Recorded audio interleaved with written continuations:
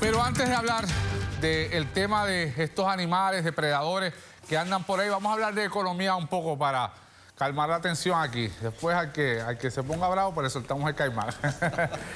Gracias por estar con nosotros. Quiero hablar primero del impuesto mínimo global. Y nos honran aquí con su visita Daniel Santamaría, director de investigaciones de la organización Espacios Abiertos, Yandía Pérez de la Asociación de Industriales y el economista Heriberto Martínez. Espacios Abiertos está haciendo un reclamo para que en Puerto Rico se aplique y se adopte el impuesto mínimo global. Es un impuesto de un 15% a las empresas que tengan ingresos mayores de 750 millones de euros. Así está calculado. Y este es un esfuerzo del G20 y de unas organizaciones mundiales que buscan evitar poner a unos países versus otros en ventaja y desventaja para así alimentar sus economías. En Puerto Rico se estima los ingresos en 3.8 millones de dólares si se adopta este impuesto mínimo global. Además de lo que he dicho, Santamaría, ¿por qué esto es bueno para Puerto Rico? ¿Por qué sería bueno para Puerto Rico? Es importante precisar, yo creo que el slide de atrás lo refleja muy bien, la tesitura en la que estamos.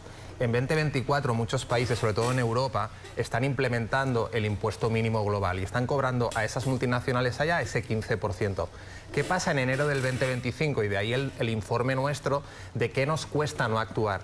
En enero del 2025, multinacionales que están acá y tengan en otro lugar, en Europa, presencia, van a reclamar el 15% de sus filiales allá, pero además se pueden llevar la diferencia que no se está pagando en Puerto Rico. Y ahí es donde pone en desventaja estas corporaciones que están acá. Nos tenemos que mover rápido para preservar esos 100.000 empleos. De esas 1.000 corporaciones hubo un proyecto pues, que por circunstancias X no pasó, y lo que hacemos es reavivar la conversación para que ahora mismo se atienda esa petición. Pero sería un impuesto, para entenderlo mejor, es un impuesto adicional sobre estas empresas en Puerto Rico. Esas empresas ya están pagando ese 15, a partir de enero van a pagar el 15 de la actividad real en Puerto Rico. Es por eso importante tomar acción ahora mismo y lo que está en juego son los recaudos, para que lo recaude otro país, un impuesto que ya está afectando a las foráneas aquí, que lo recaude Puerto Rico. Y luego importante es, lo segundo que hay que hacer es qué hacemos con ese dinero,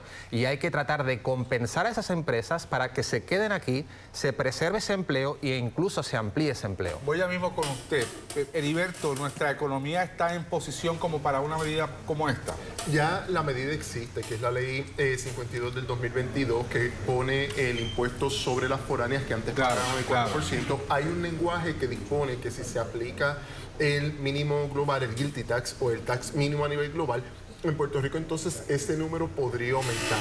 La parte complicada no es tanto el tema económico, sino la parte de los decretos. Bien podríamos aumentar el impuesto al 15%, pero ese 15% sería para nuevas empresas en Puerto Rico, a menos de que a nivel federal se empiece a aplicar también directamente. A lo que voy, va a ser bien complejo, porque con estos decretos que tienen empresas foráneas en Puerto Rico pudieran ir al tribunal y decir, cuidado, no me lo pueden subir todavía porque el decreto dice otra cosa. Pero si hay legislación federal, estamos en otro escenario. Es importante reaccionar aquí. Como el 15% ya me está afectando, el valor del decreto prácticamente es nulo. Es decir, las propias corporaciones tienen un interés especial en que se les compense, se recaude y se compense, porque de esa manera están en una mejor situación que con el decreto actual, porque el decreto, la diferencia de lo que cobran al 15%, en la actualidad se lo están cobrando en la empresa matriz. Yandía, ¿cuál es la perspectiva o cómo ustedes ven este tema desde la Asociación de Industriales?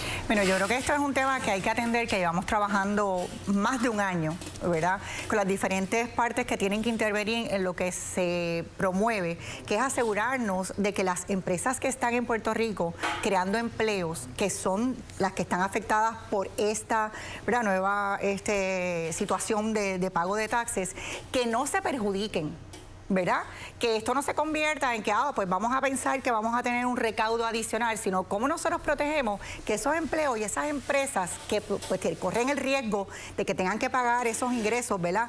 Esos taxes en otra jurisdicción, no piensen que es mejor entonces irse a otro sitio que salirse de Puerto Rico. Así que nosotros hemos estado proponiendo puntos importantes para que se tomen en consideración de acuerdo a las guías que establece esta, ¿verdad? Esta política global, de manera de que nosotros estemos alineados, de que cumplamos, de que las empresas no corran el riesgo de que entonces esto las impacte negativamente, pero que no se quieran ir. Que sea para las nuevas. En realidad, esto le aplica a toda empresa que en su, ¿verdad? En su jurisdicción de donde la empresa es original o que tenga una afiliada en otro país que haya implementado este impuesto, tenga que pagarlo allá. Porque si aquí pagan 4, por ejemplo, y aquí nosotros no le cobramos el 15, el otro país donde puede ser su origen lo puede reclamar. Así que hay unas herramientas y una sugerencia de la OCDE donde propone cómo administrar este proceso de manera que no sea algo negativo para las que están, ni se afecten las que vengan. ¿Cuántas empresas de esas existen aquí? Aproximadamente como 1000 compañías. 1000 compañías. Pero el grueso de los ingresos está como en el 20% de arriba. Y se aglomeran como en 18 grupos bastante grandes y realmente ese impuesto 3, 4 compañías están pagando un porcentaje bien alto sobre él. Pero yo lo que quería puntualizar era que los dos tienen un punto de vista correcto y concreto. Empresas que estén ubicadas en Puerto Rico, que se puedan ver afectadas por el 15% en otra parte del mundo, en Europa, en América Latina, pueden ir al Departamento de Hacienda y al Departamento de Desarrollo Económico y Comercio y decir, oye, tengo este decreto puede afectarme adversamente a mí y a la economía de Puerto Rico. Vamos a renegociarlo nuevamente para tener entonces un mejor acuerdo y que sea más competitivo. Y tienen que hacerlo antes de enero.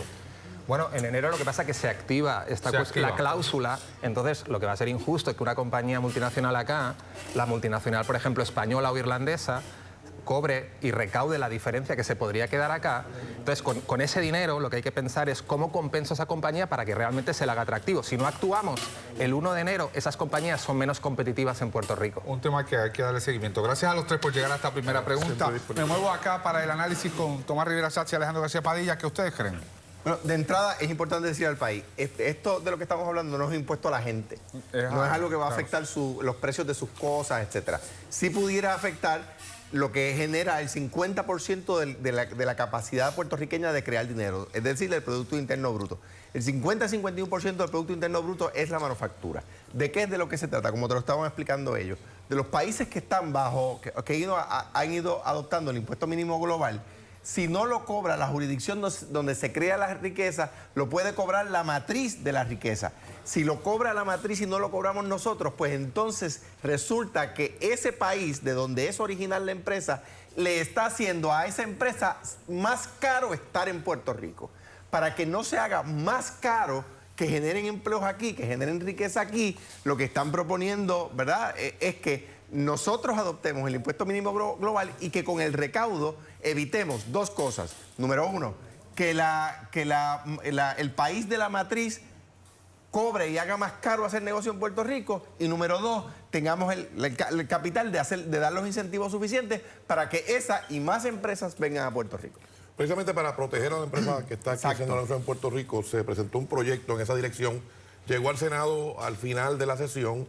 Un funcionario del Tesoro y un funcionario del Departamento de Hacienda levantaron bandera y tenían unas preocupaciones y eso provocó que no progresara, ¿verdad?, que no llevara al trámite final el proyecto, pero en el Senado y la Cámara hay el ambiente de atender un proyecto que de verdad proteja a los que están haciendo negocios en Puerto Rico, creando empleo en Puerto Rico y mantener, ¿verdad?, un crecimiento económico constante. Así que ese proyecto, no sé si antes de enero el gobernador convoca una extraordinaria y lo incluya o en efecto se tenga que atender en enero. ¿Urge atenderlo antes de enero o no necesariamente? Idealmente. Sería ideal atenderlo antes de enero, pero podría atenderse en enero porque hay que hacerlo bien hecho. La prisa es mala consejera, así que precisamente porque llegó en una etapa crítica en el proceso legislativo, no se pudo atender porque había ciertas dudas y ciertos planteamientos tanto del Tesoro Federal como del Departamento de Hacienda de Puerto Rico. En breve regresamos. Esto es Primera Pregunta.